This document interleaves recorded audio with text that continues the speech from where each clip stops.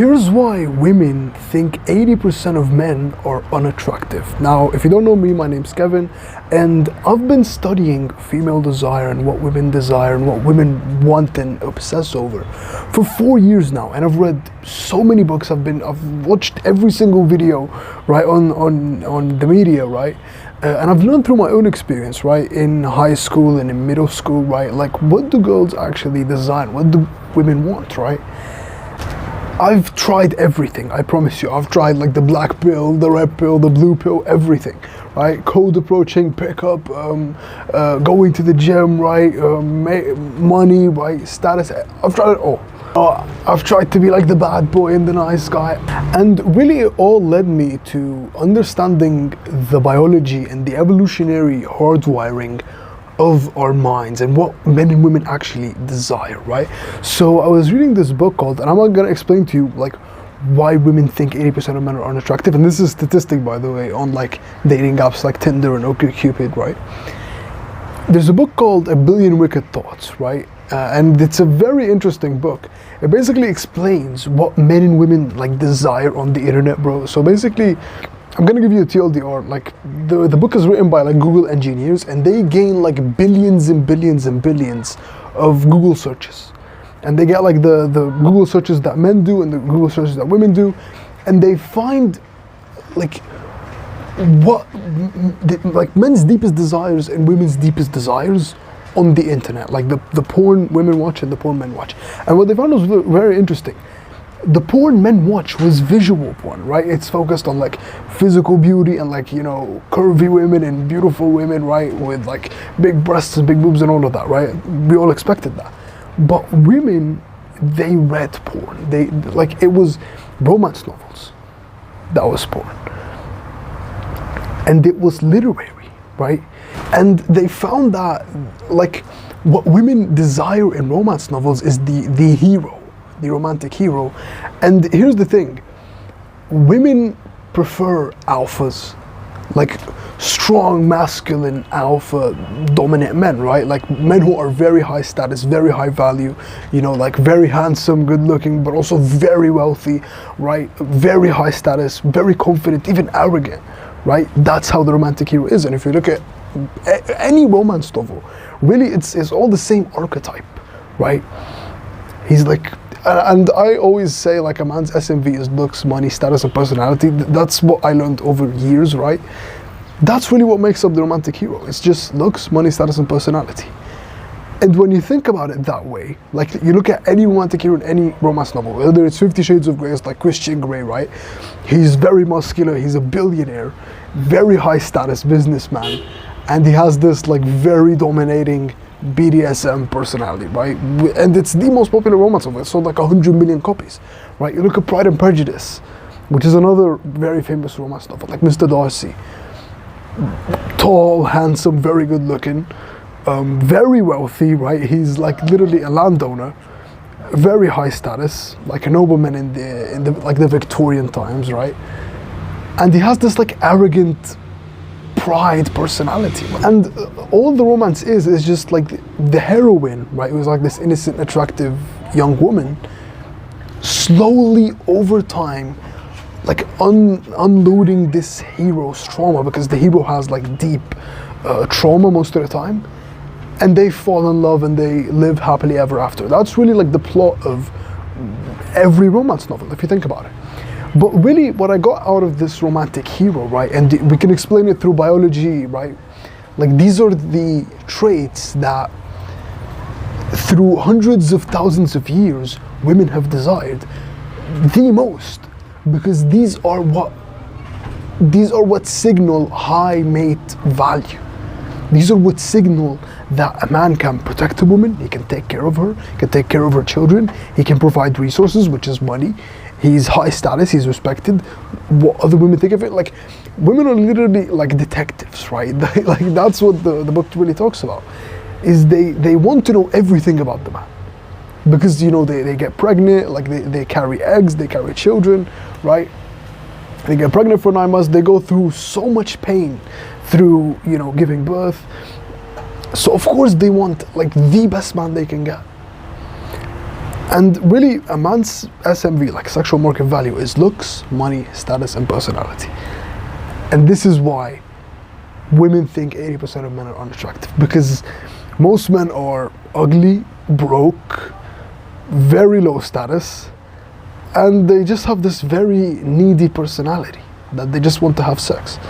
So of course 80% of women, like, they're not even unattractive. Like what the dating apps claim is women rated 80% of men as below average, and it's their nature, bro. Like you have to understand this, right? I have to peel off all this BS, right, that you see on movies and TV shows, and all the girl loves him for him, and you know, all these like Spider-Man movies and all these fun, you know, romance movies where she falls in love with the nerd and she doesn't like the bad boy.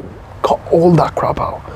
Forget about all that. Like, Darwinian evolution is so, it doesn't give a F about you, honestly. Like, it's so competitive, and it's so just like, nature doesn't care. All we care about is survival and reproduction. All right? Evolution doesn't care. Like, biological hardwiring doesn't care what your pickup line is. It doesn't care about that you're very nice and you're very kind. If you are not high value, you will not be attractive to girls. And that's what I learned. And that's what I learned through my own experience. Like, before I got into self-improvement, before I started improving myself, bro, I was invisible to girls. Like, literally 80% of, especially young men, are just invisible. Because like I said, like, they have no SMV. They're like a 0 out of 10. I'm just being honest. And I was like that for a very long time. And I'm still in the very beginning of my journey, right? Like, right now I'm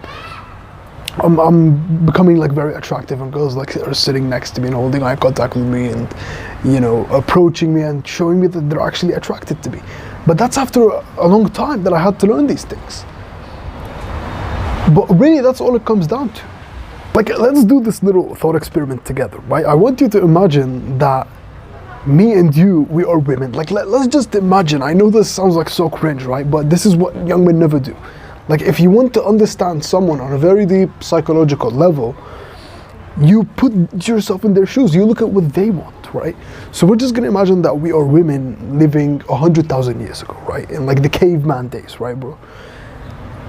So we are women. We are physically weaker than men. We are smaller than men. We get pregnant for 9 months, right? Have all this estrogen. You know, we are way more vulnerable to predators like tigers and bears and all these animals. You know, we have all this gynoid fat that's stored in our bodies to get pregnant. Like, I'm trying to make this as real as I can, but we have all this. If you genuinely imagine this, bro, if you are like that, if you are a woman, then of course me and you, we are gonna desire like the alpha of the tribe, because he has the most status, so everyone else thinks that he's the best. He has the most resources, which is the most important thing, honestly. So he has all the food, he has all the shelter, he can protect you and your children. He has the best genes, of course, right? Like, physically, he's like muscular, and he has like very good genes, so he'll give you like healthy sperm.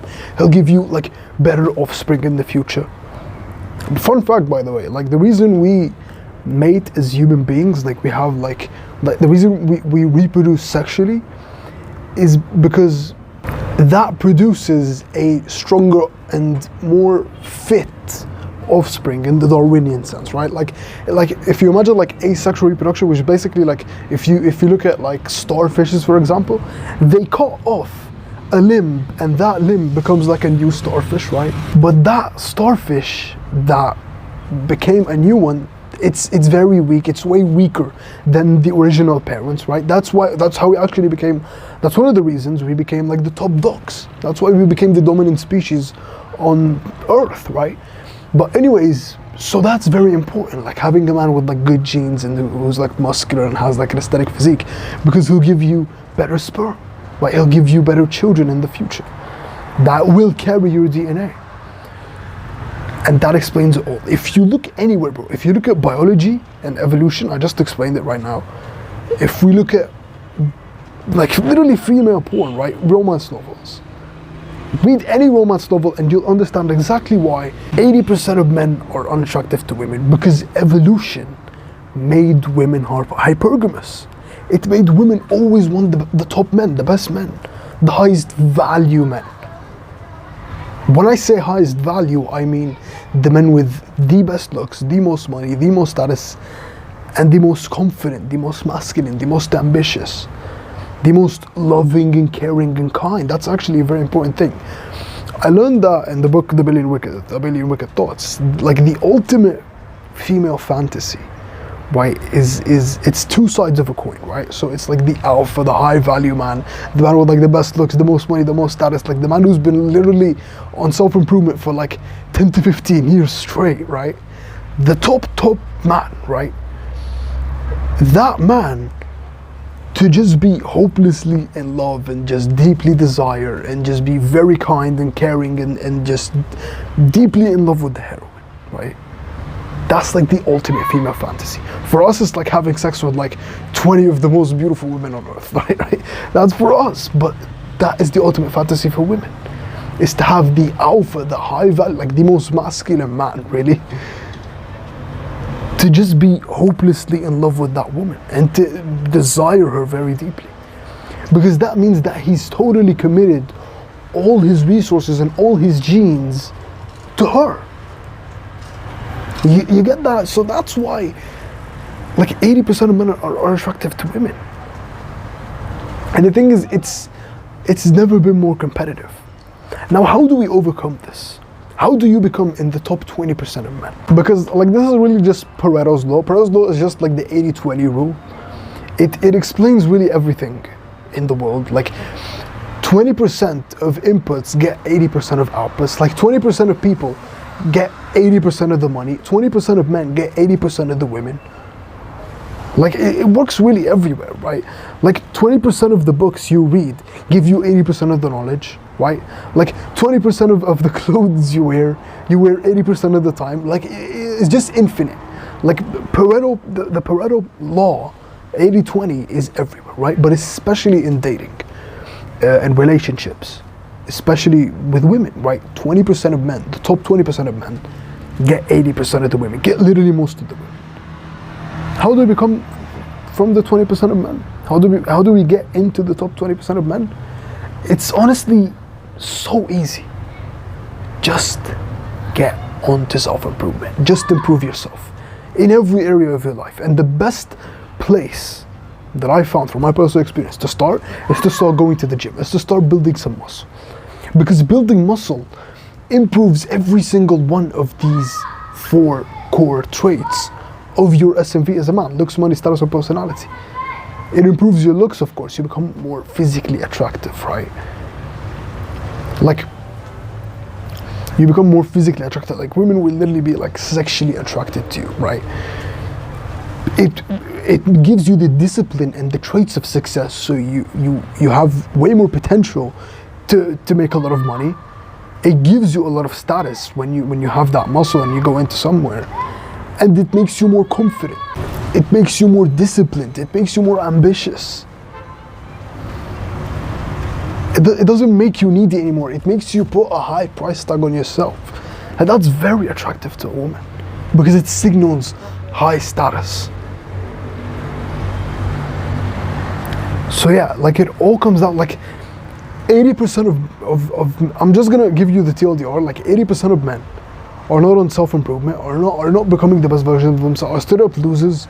They're addicted to video games, they're addicted to porn, they're addicted to junk food, right? They're basically using these things as coping mechanisms to escape being responsible for their childhood trauma and all the pain and suffering they went through when they were growing up. So of course they're gonna be unattractive to women. But the 20% of men who become responsible for themselves, who genuinely just hold their life by the balls and say, I can do whatever I want, and I will be the best man I can be, and who genuinely improve themselves, genuinely improve their looks, their money, their status, their personalities, those are the men that get most of or all of the women. It's unequal. It's unequal. Like 20% or even like 10% of men get most of the women. And if you look at like most most of our primates, right? Primates are like chimps and bonobos and like our ancestors, really. And most mammals, this is how it works. Like, this is how it works. Like, 80% of the female gorillas mate with 20% of the male gorillas. The alpha gorillas, right? And 80% of the female chimps mate with 20% of the male chimps, right? Even in elephant seals, like elephant seals, they're massive.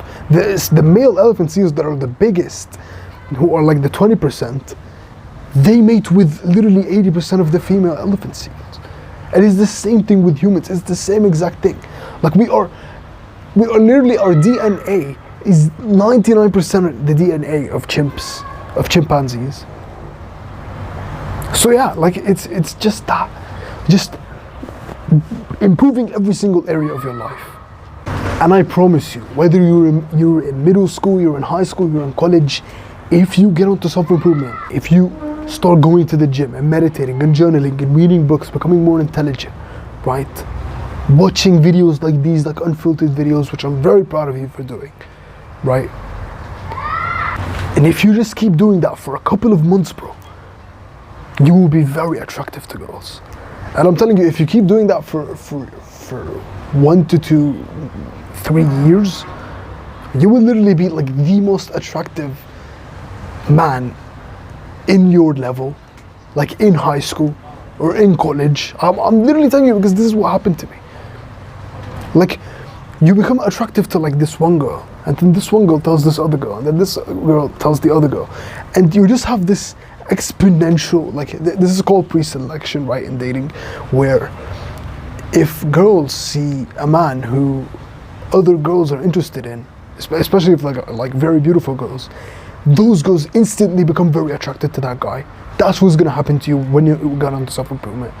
I'm telling you, because this is what happened to me in my life. Like, when I got into self-improvement, I literally became a new person. Like, I'm telling you, girls just kept holding eye contact with me. Like, to this day, like, they keep sitting next to me and getting close to me and approaching me. Things that I would never have expected to ever happen to me, ever. And it's all because of self-improvement. It's all because I improved myself. So yeah, this is what it takes, man. This is what it takes. If you get into self-improvement for just a couple of months, you are already in the top 20% of men. Alright, so yeah. That's what I learned from all the books I read, from all the knowledge I have, from my personal experience. And as always, we're in this together. We will make it.